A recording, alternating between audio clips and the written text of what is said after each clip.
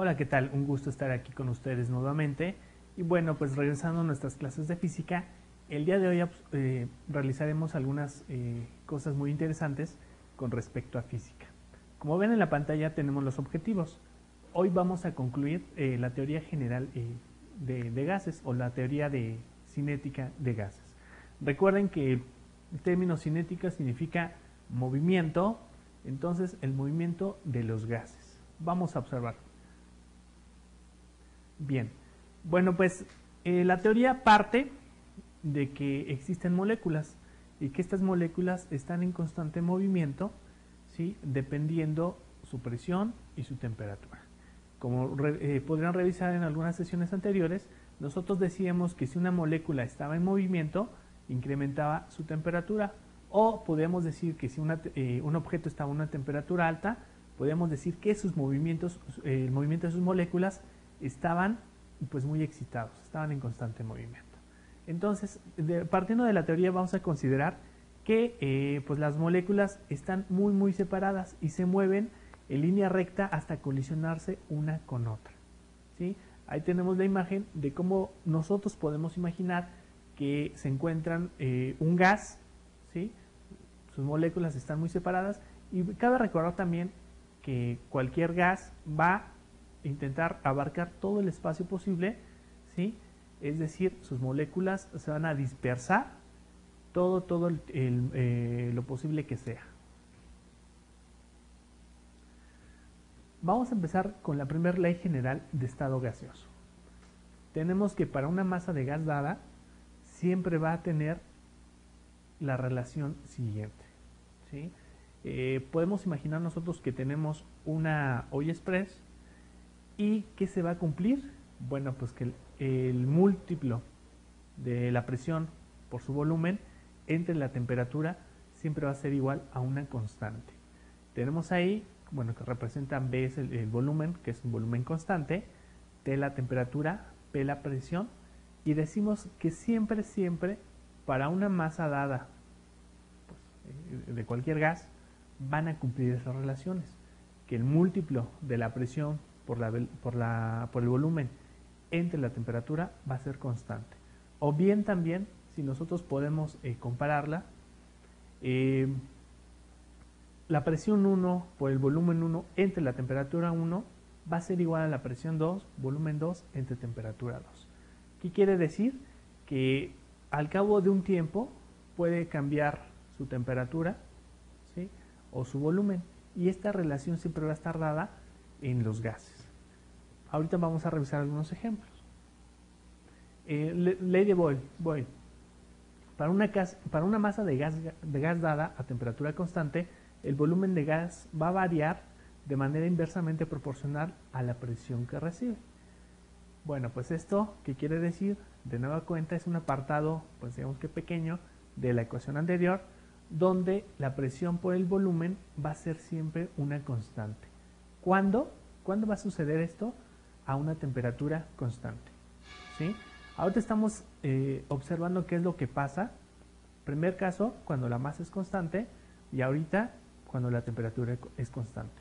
Entonces, cuando la temperatura sea constante, vamos a decir que el múltiplo de la presión por el volumen va a ser también una constante.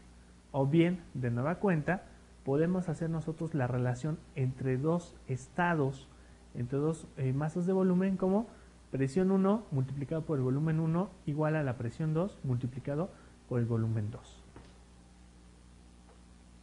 Ley de Charles. Para una masa de gas dada a presión constante, el volumen del gas varía de manera directamente proporcional a la temperatura absoluta, ¿sí? Ahora aquí nosotros vamos a mantener constante la presión. ¿Y qué sucede cuando la presión es constante?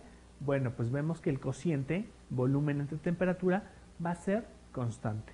O bien, de nueva cuenta, cuando nosotros hagamos una comparación entre dos estados, volumen 1 entre temperatura 1 va a ser lo mismo entre volumen 2 sobre temperatura 2, ¿sí? Aunque tengan distintos nombres que hacen alusión a los que realizaron las primeras investigaciones en gases, lo único que estamos observando es qué sucede con un gas, primer punto, cuando la masa es constante.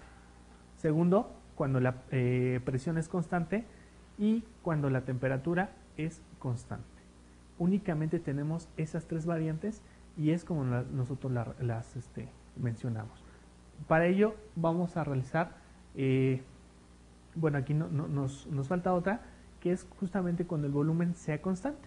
Cuando el volumen sea constante, pues vamos a tener que la relación siempre va a ser de esta manera, que la presión entre la temperatura va a ser constante. ¿De acuerdo? Cuando nos digan en un ejemplo, un gas se encuentra a temperatura, a volumen constante, pues nosotros automáticamente debemos de intuir que esto va a ser lo que está sucediendo. Si se mantiene constante el volumen, entonces presión entre temperatura va a ser una constante, así como las otras que habíamos revisado. Para ello vamos a realizar los siguientes ejemplos. Un gas se encuentra a temperatura constante, ya nos están dando información, para una presión de 20 pascales. Ocupa un volumen de 4 metros cúbicos. Si la presión se incrementa al doble, ¿cuál es el nuevo volumen que ocupa este lugar? Noten que aquí nos están dando, bueno, pues nos dicen que la temperatura es constante, revisamos nuestras ecuaciones anteriores y otro dato que nos dan es la presión, el volumen y una segunda presión. Es decir, después de cierto momento nos dicen que la presión aumenta a 40 pascales, ¿sí? El doble. Bueno, pues recordando nuestra fórmula, cuando una temperatura se mantiene constante, decimos que la presión por el volumen se va a mantener constante. Es igual a otra presión después de cierto momento, de cierto tiempo, a la presión 2 por el volumen 2. Lo único que nos resta es calcular el volumen 2, que es lo que nos piden. ¿Cómo va a ser el nuevo volumen después de esa temperatura constante y cuando se incremente o cuando aumente la presión? ¿Sí? Los gases se comportan de una manera muy extraña. Escuchamos que en medicina se ocupan distintos gases como el argón, el oxígeno, el nitrógeno, y estos gases se someten a grandes temperaturas. ¿Qué es lo que estamos haciendo? Pues estamos juntando todas sus moléculas, ¿sí? Para que no estén dispersas. Entonces, cuando aplicamos nosotros una presión muy grande, lo que hacemos es que cambie de estado de gaseoso a líquido, ¿sí? Eso es lo interesante y lo que estudia la física. ¿Qué es lo que sucede cuando un gas se somete a distintas presiones sin cambiar la temperatura, sin cambiar el volumen, sin cambiar la masa o la presión? Bueno, y aquí lo único que nos resta es el volumen 2. ¿Cómo va a ser ese volumen después de un instante posterior?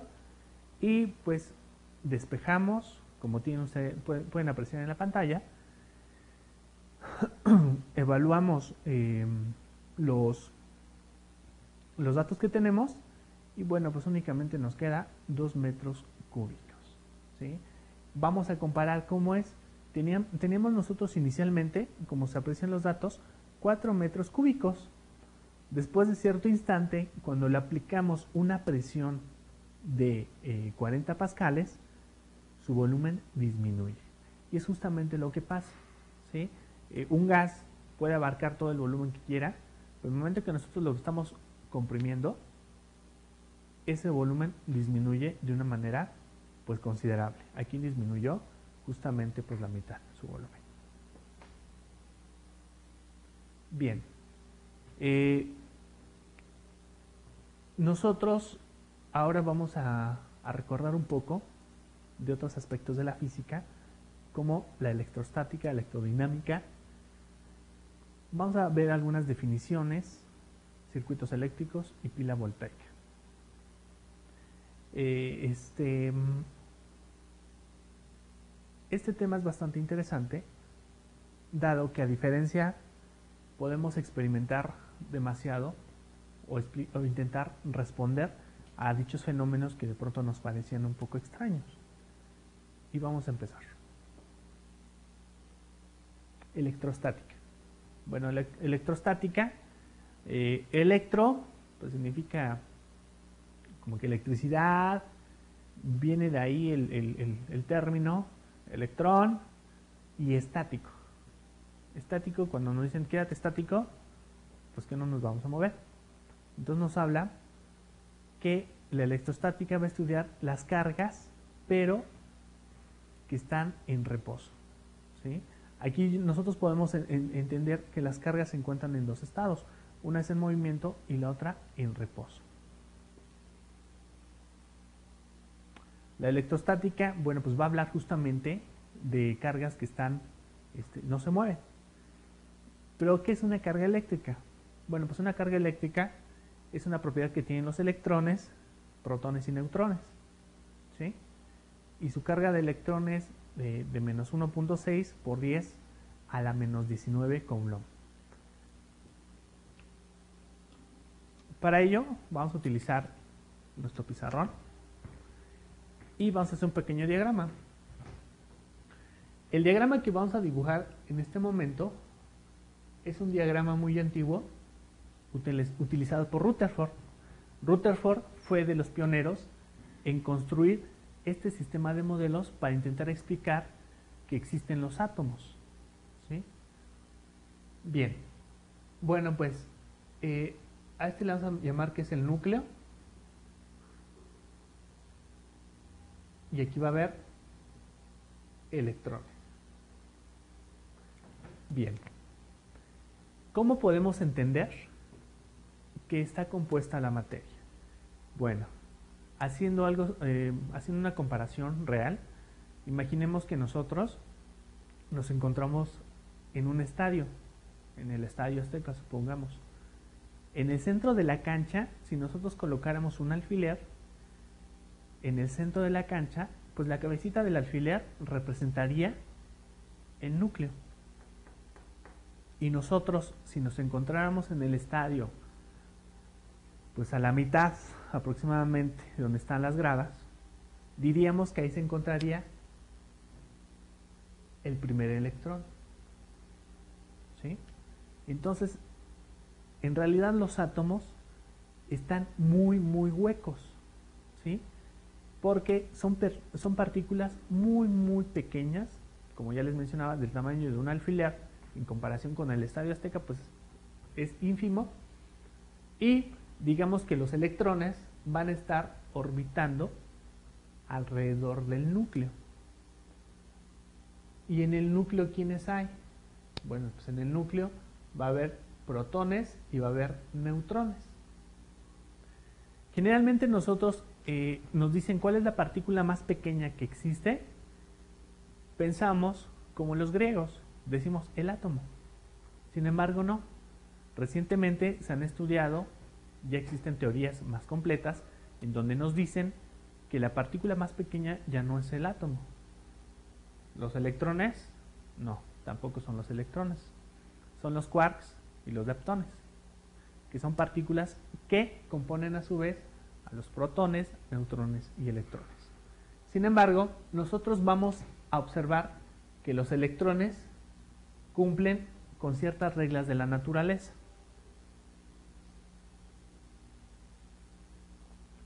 La E, pues la nombro como electrón, y el simbolito que yo le pongo arriba significa su carga. ¿Qué pasa cuando yo intento juntar dos electrones? Bueno, pues dos electrones tienen carga negativa, se van a repeler, no van a querer estar juntos. ¿Y qué pasa si yo tengo un electrón con un protón? Bueno, pues justamente va a ocurrir lo contrario. Se van a atraer porque tienen cargas opuestas, ¿de acuerdo? Y aunque tengan carga distinta, hay una estrecha relación entre el electrón y el protón. ¿Cuál? Pues su cantidad de carga, su magnitud. Aunque el electrón es muy pequeñito, aproximadamente 1600 veces más pequeño que el protón, van a tener la misma carga, ¿sí? Nada más que el protón positiva y el electrón negativa. Ok. Entonces, como ustedes pueden apreciar en la pantalla, pues tienen que el electrón y el protón tienen la misma cantidad de carga, pero pues una es negativa, electrón, y el protón positiva. Además, la carga se está midiendo o se va a medir en Coulomb. Cada vez que nosotros hablemos de cargas, estamos hablando de Coulomb. Así como mencionábamos de tiempo, que nos referíamos al segundo, o de distancia, que nos referíamos al metro, nosotros cuando hablemos de carga vamos a decir que estamos hablando de Coulomb. Bueno, hay distintas formas de electrizar un cuerpo, ¿sí? Y nosotros lo hemos experimentado. ¿Qué pasa cuando de pronto estamos en un departamento, una habitación donde tenga mucha alfombra? Bueno, pues en el momento que nos estamos desplazando de un lugar a otro, de pronto cuando llegamos al picaporte, ¿sí?, sentimos nosotros una chispa. ¿Y esa chispa por qué se genera? O cuando nos estamos cambiando de un suéter, ¿sí?, incluso si está a oscuras, nosotros no lo quitamos y empieza a escucharse como pequeños destellos, ¿sí? ¿Esto por qué sucede? Bueno, pues porque hay dos formas de electrizar a un cuerpo. Una es de frotamiento.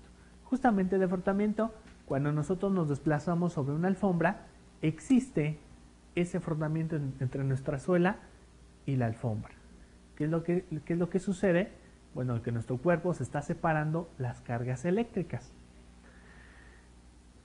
¿Cómo que las cargas eléctricas? Si yo toco cualquier objeto que esté cerca de mí, no voy a percibir nada, no voy a percibir que me dé toques, ¿sí? Sin embargo, cualquier objeto que nosotros imaginemos, el agua, el papel, algún mueble, tiene cargas eléctricas, todo tiene electricidad. Sin embargo, ¿por qué yo no puedo percibirlas que me dé toques? ¿Qué es lo que nosotros atribuimos cuando algo está electrizado? Bueno, pues porque toda la cantidad de electrones y de protones, ¿sí?, o la cantidad de cargas positivas y cargas negativas que hay en un cuerpo, siempre van a ser iguales, ¿sí? Yo voy a tener la misma cantidad de cargas positivas y de cargas negativas que van a existir en un cuerpo. Se anula y por lo tanto el cuerpo es neutro. ¿Qué pasa cuando a mí me da toques? Pues hay un excedente de cargas negativas. Y en el momento que yo toco el picaporte, por ahí se descarga y es que yo siento o percibo que hay una descarga de estas cargas negativas. Por contacto, bueno, pues nosotros podemos apreciar que tenemos vemos ahí nosotros una imagen de globo, ¿sí?, el típico experimento que tenemos, que lo frotamos y las cargas atrapan a nuestros papelitos. Bueno, pues ahí de pronto, después de un momento, estos papelitos también son electrizados, ¿sí? Es la electrificación por contacto. Y por inducción, ¿qué significa por inducción? Es decir, que ni siquiera sin tocarlo vamos a nosotros percibir que existe cierta electrificación, ¿sí? Esto generalmente se puede apreciar o se utiliza en algunos dispositivos, como por ejemplo las cargas, las lámparas que suelen vender en donde no necesitan pilas, ¿sí? Esa es la forma en la que se están cargando o se genera electricidad a través de inducción. Electrostática. Bueno, la electrostática es la rama de la física que va a estudiar las cargas en reposo, ¿sí? Yo decía que si frotamos un globo y si nosotros lo ponemos donde hay papelitos, los va a atraer. ¿Por qué los va a atraer? Lo que estamos haciendo al frotar es polarizar las cargas. ¿Qué significa polarizar las cargas? Pues dividirlas entre positivas y negativas. Entonces, como nosotros decimos que el globo tiene la misma cantidad de cargas positivas y cargas negativas, lo que estoy haciendo al frotarla es desbalancearla, ¿sí? Estoy separando positivas, negativas. ¿Y qué pasa cuando esas positivas o negativas se encuentren en un extremo? Bueno, pues ya se va a comportar el cuerpo como si estuviera cargado ya sea positiva o negativamente, ¿sí? Y lo que va a generar es de que va a traer algunos objetos que tengan justamente la carga contraria.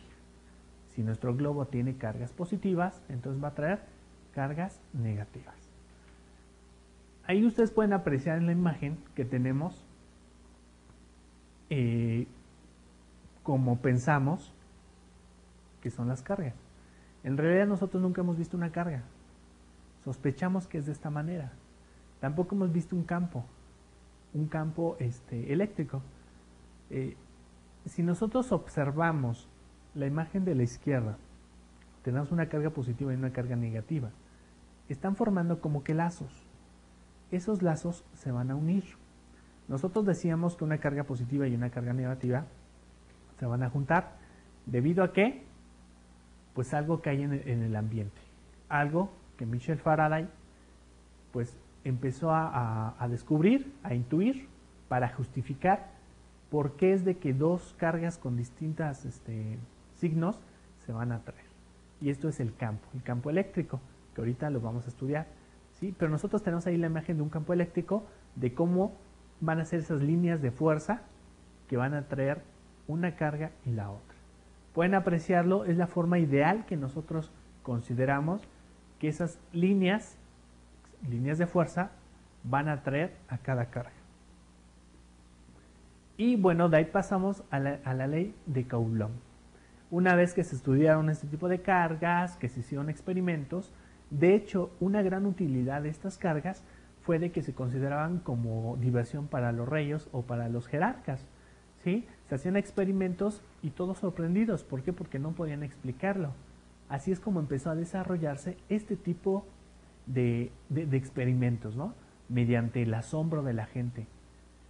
Una vez que los investigadores, filósofos, pues de aquella época se preocupaban por entender qué es lo que sucedía, Coulomb formuló mediante un lenguaje matemático ya aquí una fórmula, lo que nosotros lo conocemos. Y noten que es muy similar a una ecuación que nosotros ya habíamos visto, la ecuación de la ley universal, de gravitación universal, ¿sí? Si ustedes recordarán, también tenemos que es una fuerza, una K, como ustedes pueden apreciar en la pantalla, una constante K. El producto de las masas ahora es el producto de las cargas y era dividida entre R cuadrado, donde R cuadrado aún significa lo mismo. Va a ser la distancia que va a separar una de la otra. De nueva cuenta, lo más importante de la ley de Coulomb, que ustedes recuerden, es cómo está estructurada, ¿sí? Cómo está, qué se multiplica, qué se divide, de qué estamos hablando de cargas, ¿sí? Traten de recordarla a la perfección, porque generalmente se les va a pedir cuál es la formulación o cuál es la ley de Coulomb, y les van a aparecer distintas fórmulas. Esas fórmulas, unas van a estar multiplicando, dividiendo, pero quiero que ustedes se queden muy bien en su mente, que es de esta manera como ustedes lo están apreciando. Bien, otro concepto, como ya les había mencionado, es el campo eléctrico. El campo eléctrico es lo que nosotros imaginamos o le atribuimos a una carga de qué es lo que sucede alrededor de esta carga, ¿sí? Nosotros tenemos ahí de nueva cuenta dos imágenes, una carga positiva, una negativa. Decíamos que cargas distintas se atraen. Las líneas de fuerza siempre van a ser de atracción, ¿sí? Mientras que en la otra imagen tenemos dos cargas del signo pues igual, donde se repelen, ¿sí? Ahí las líneas de fuerza salen. ¿Por qué? Porque no quieren estar juntas. Lo último que quieren es estrecharse, y por lo tanto se dibujan sus líneas de fuerza pues muy que salen. Estas líneas de fuerza, ¿por qué podemos representarlas así? A nosotros nos ayuda a saber en dónde está más concentrada las fuerzas de atracción o de repulsión. Nosotros podemos imaginar, ver, de que donde hay una mayor cantidad de líneas de fuerza es que el campo eléctrico es muy intenso, ¿sí? O por ejemplo, nosotros hemos escuchado, sabemos de que si un alambre, por un alambre circula una gran cantidad de corriente, de pronto a cierta distancia la carga eléctrica me va a traer a mí, ¿sí? ¿Por qué? Por su campo eléctrico. Bueno, pues es así como nosotros estamos representando aquí los campos eléctricos, pero de algunas cargas, de cargas positivas y cargas negativas. Y sí, justamente sucede eso, ¿no? Cuando nosotros tenemos que un gran potencial, una gran corriente eléctrica pasa, y si nosotros nos acercamos muy cerca, dependiendo la intensidad del campo, ya lo estamos empleando aquí, si es muy intenso, pues me va a jalar, ¿sí? Entonces, se le atribuyen muchas propiedades y es por eso la importancia de su estudio. Decimos a su vez que el campo eléctrico se va a medir sobre Newton sobre Coulomb. ¿Por qué Newton sobre Coulomb? Porque es una fuerza entre unidad de carga. Y así es como nosotros lo tenemos representado. Decimos que el campo eléctrico va a ser fuerza entre unidad de carga, donde, bueno, la carga es un Coulomb, como ya les había mencionado, y F es una fuerza. Entonces, el campo eléctrico se define como fuerza entre unidad de carga. Es de mucha utilidad nosotros encontrar el campo eléctrico únicamente de una carga. Y nosotros lo vamos a representar como K, que es la constante de Coulomb, por la carga dividida entre la distancia que la separa, ¿sí? Esta formulita, esta ecuación es muy sencilla y va a ser de gran utilidad porque de nueva cuenta se nos van a preguntar cómo es el campo eléctrico de una carga o la interacción que puede existir entre otro cuerpo. Bien. Bueno, pues ahora nosotros hemos escuchado, vemos en el instructivo de algún aparato eléctrico que dice voltaje, o las pilas que nos dicen 1.5 volts, 9 volts. ¿Pero qué es el voltaje? Bueno, pues vamos a decir que el voltaje es el trabajo hecho por una carga al realizar una fuerza eléctrica, ¿sí? O una diferencia de potencial. Nosotros decimos que pues la unidad para el voltaje va a ser el volts, ¿de acuerdo? Entonces, ¿qué va a ser el voltaje? Pues es el trabajo que va a realizar una carga para desplazarse de un punto a otro. Así es como nosotros vamos a considerar que es el volt. Capacitancia. Bueno, pues la capacitancia, si ustedes han abierto algún aparato eléctrico, verán algunos tubitos, unos tubitos que están parados ahí. Pues en grandotes, chiquitos, aquí se muestran unos, pero la capacitancia no va a ser otra cosa que un instrumento que va a servir para retener cargas eléctricas, ¿sí? En un principio se sufría mucho con los experimentos de electricidad porque se podía generar pequeñas chispas, pequeñas corrientes, pero no existía un dispositivo que me mantuviera ese tipo de cargas. Era una lata, ¿sí? Porque no se podía tener por mucho tiempo esas cargas eléctricas. De ahí surge los capacitores. Los capacitores son instrumentos que, pues depende de que estén fabricados, tienen la capacidad de retener las cargas eléctricas, ¿de acuerdo? ¿Cómo lo hacen? Bueno, pues justamente por diferencia de potencial, van formando un conductor, un aislante, un conductor, un aislante, ¿sí? Y cuando se introduce una carga o una corriente, ese dispositivo puede almacenar cierta cantidad de carga. Nosotros tenemos ahí algunos pues comerciales que son muy pequeñitos, los capacitores, y también una imagen de cómo se va construyendo uno, y sobre todo depende mucho de la forma geométrica que tenga el capacitor. También decimos que el capacitor, su unidad de medida va a ser el farad. Todo este tipo de problemas, lo que ahorita a nosotros nos interesa, ¿sí? Lo que ustedes les van a preguntar es la definición de cada uno de estos conceptos. Sí se pueden construir, se pueden calcular algunos problemitas de que queremos que la capacitancia sea máxima o la capacitancia de cierto material. Sin embargo, aquí lo único que se nos tiene que quedar que un capacitor es un dispositivo donde sirve para almacenar cargas y su unidad de medida va a ser el farad. Bien. Bueno, pues una vez que ya nosotros revisamos la electrostática, que electrostática, bueno, pues era las cargas en reposo, ahora nosotros nos vamos a abocar a la electrodinámica. ¿Qué es la electrodinámica? Bueno, pues va a estar compuesto por las siguientes características, que es un conductor, un aislante, corriente eléctrica, resistencia y ley de Ohm. Ley de Ohm. La ley de Ohm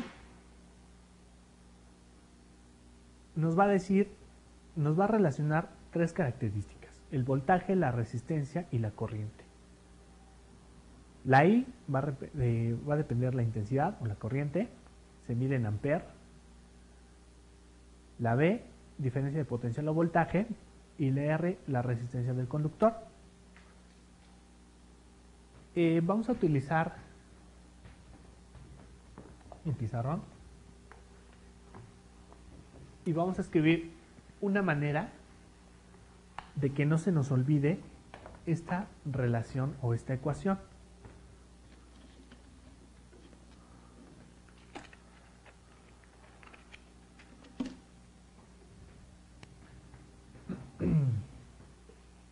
Es de mucha utilidad y decimos que Victoria es la reina de Inglaterra. Victoria es la reina de Inglaterra. De hecho, creo que no lo es. Sin embargo, me va a ayudar a mí a representar el voltaje, la resistencia y la corriente. En esa simple oración, Victoria es la reina de Inglaterra, es una estrategia memotécnica que me va a ayudar a mí a encontrar la relación entre cada uno de estos elementos. Si a mí me piden calcular la resistencia, pues ¿qué tengo que hacer? Despejar a R. Y digo, ¿quién le está estorbando a R? Pues la corriente. La está multiplicando, la paso dividiendo. Si me piden la corriente, pues lo único que tengo que hacer de nueva cuenta es despejar. Está multiplicando, la paso dividiendo.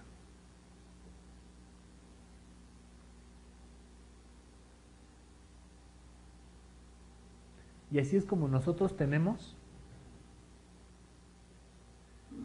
1, 2, 3 expresiones para representar voltaje, resistencia y corriente, partiendo de una sola. Victoria es la reina de Inglaterra, o el voltaje es igual a la resistencia por la corriente. Espero que a ustedes les sirva, es de gran utilidad y ya que nos ayudará a resolver una gran cantidad de problemas. Y nosotros podemos decir, bueno, como ya les comentaba, la intensidad de corriente se va a medir en amperes, la diferencia potencial en volts y R, la resistencia, en ohms. Ohms,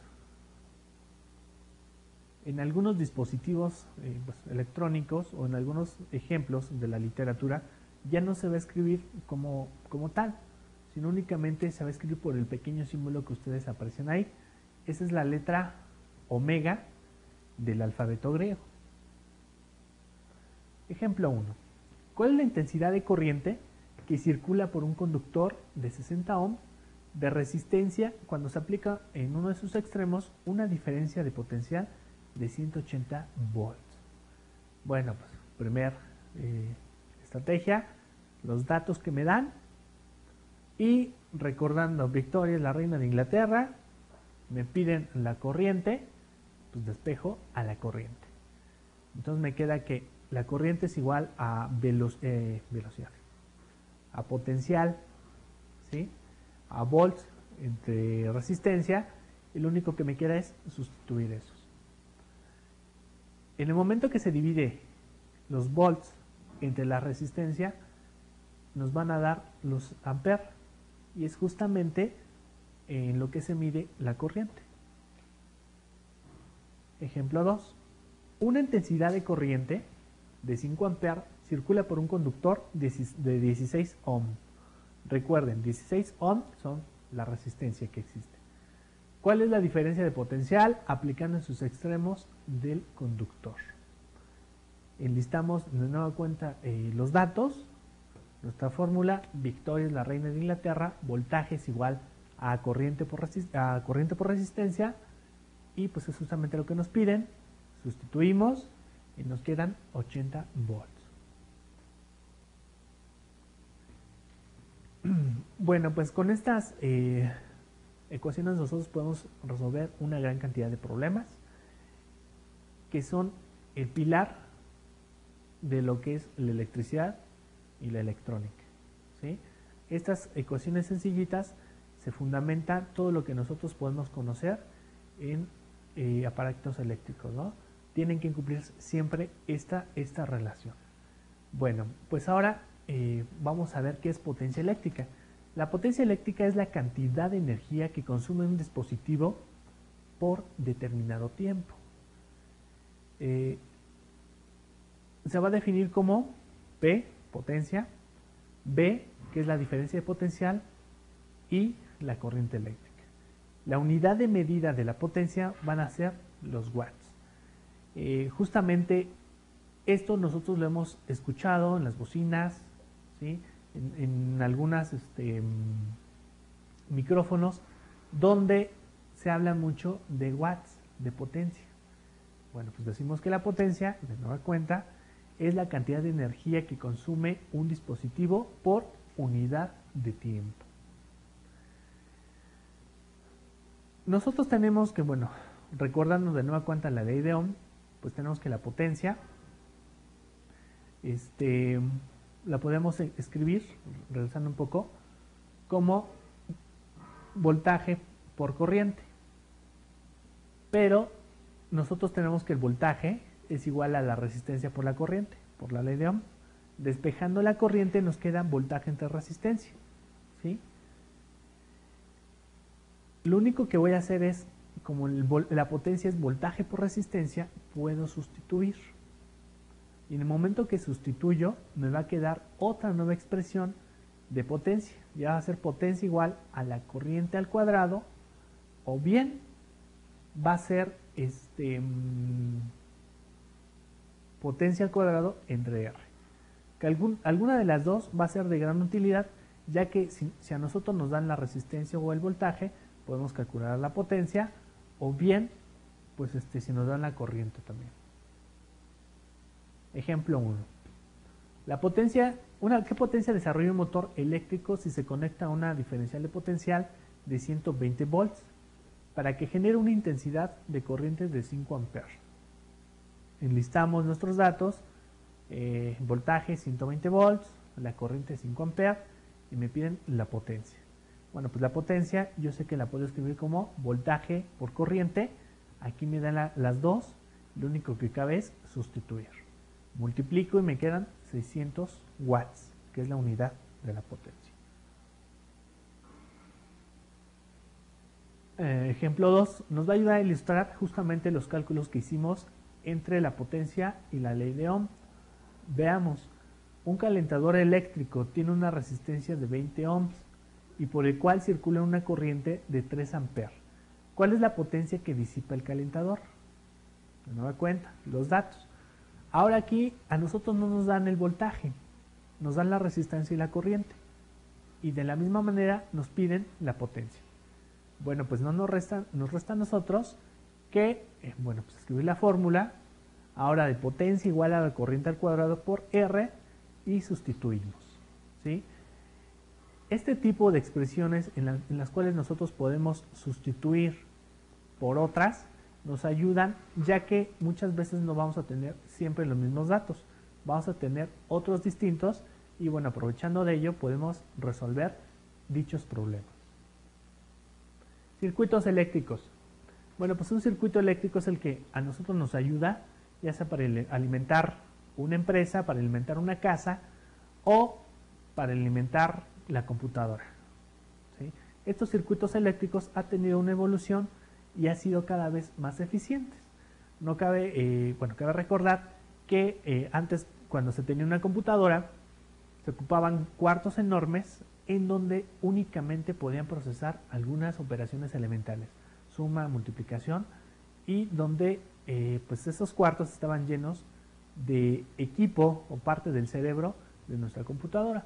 Ahora nosotros podemos ver fácilmente una gran cantidad de cosas, calcular, tener un círculo de datos pues impresionante, ya sea en celular o en computadora, y esto se debe a que esos circuitos han sido cada vez mucho mejor empleados y mejor diseñados. Vamos a partir justamente de los circuitos pues básicos. Un circuito es el que a nosotros nos va a ayudar para alimentar o para distribuir una gran cantidad, una corriente sobre un alambrito, que es como comúnmente lo conocemos, que pues alimenta un foco o algún aparato eléctrico. Para eso nosotros necesitamos conocer muy bien cómo se comporta algunos elementos en un circuito. Decimos que van a existir dos formas de conectarse algunos dispositivos, en serie y en paralelo. ¿Qué pasa cuando la intensidad de la corriente es la misma? Pues decimos que va a cumplir lo siguiente, que la corriente total va a ser igual a la corriente 1 más la corriente 2 y la corriente 3. Estas corrientes, ¿cuáles son? Pues va a ser cada una que va a estar alimentando a nuestra resistencia. La resistencia va a ser el símbolo que está como en piquitos. Cuando nosotros veamos esos piquitos que ustedes pueden ver en su pantalla, estamos hablando de una resistencia. Esas resistencias están conectados como si estuvieran pues tomadas de la mano, una continua de la otra. Decimos que cuando estén colocadas de esta manera, las resistencias van a estar conectadas de forma en serie, ¿de acuerdo? Y si nos piden calcular de este circuito la resistencia total, pues que tenemos, no vamos a hacer otra cosa más que sumar las resistencias. ¿Por qué? Porque las resistencias están conectadas en serie. Entonces, cuando en un circuito tengamos resistencias y nos pidan calcular su valor, vamos a decir que la resistencia total va a ser igual a la suma de cada una de las resistencias, ¿sí? Únicamente cuando están conectadas en serie. Y también vamos a decir que el voltaje total va a ser la suma de esos voltajes entre cada una de las resistencias. Ejemplo, las resistencias de 5 ohm, 10 ohms y 20 ohm se conectan en serie. ¿Cuál es la resistencia del circuito? Nos están dando un dato, se conectan en serie. Enlistamos el número de nuestras resistencias y pues no hay otra cosa que hacer más que sumarlas. Sustituimos y la suma total nos queda 35 ohm. Entonces, pues es sencillito estos cálculos. Ahora veamos qué pasa con las resistencias en paralelo. Ahí nosotros tenemos resistencias que están conectadas en paralelo. ¿Qué quiere decir? Pues no hay otra cosa, vamos al lenguaje, que son paralelas unas de la otra. Cuando suceda eso, vamos a tener que la corriente total va a ser la suma total de las corrientes entre cada una de ellas, igual que el anterior. El voltaje total va a ser igual a la suma total de los voltajes. como anterior teníamos. Pero ahora vamos a poner atención en lo siguiente.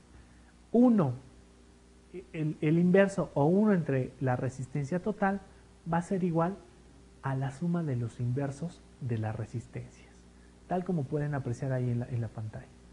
¿Qué quiere decir eso?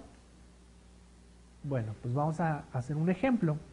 Una resistencia de 6 ohms que se conecta en paralelo con otra de 3 ohms, ¿cuál es la resistencia total o equivalente en el circuito? Bueno, pues tenemos nuestros datos. La fórmula va a ser 1 entre la resistencia total es igual a 1 entre la resistencia 1 más 1 entre la resistencia 2. Sustituimos y me va a quedar un medio de la resistencia, ¿no? De ohm. Pero yo no quiero 1 entre la resistencia, yo quiero la resistencia. Entonces lo que tengo que hacer es invertir. Para eso, yo que vamos a hacer uso de nuestro pintarrón.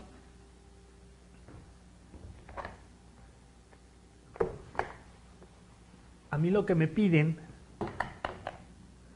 es 1 entre R, que es la fórmula que tengo.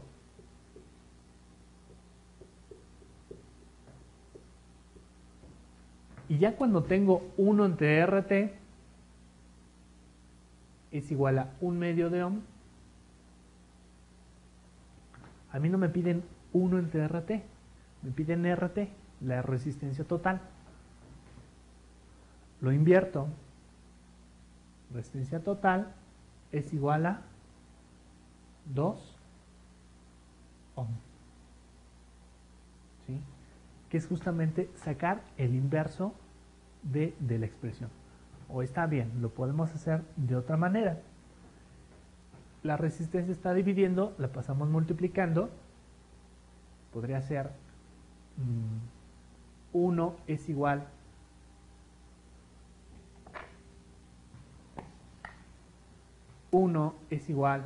a la resistencia total sobre 2 ohm. Ahora la resistencia total la están dividiendo, la pasó multiplicando. Y 2 ohm es igual a la resistencia total, que es exactamente lo mismo. ¿De acuerdo?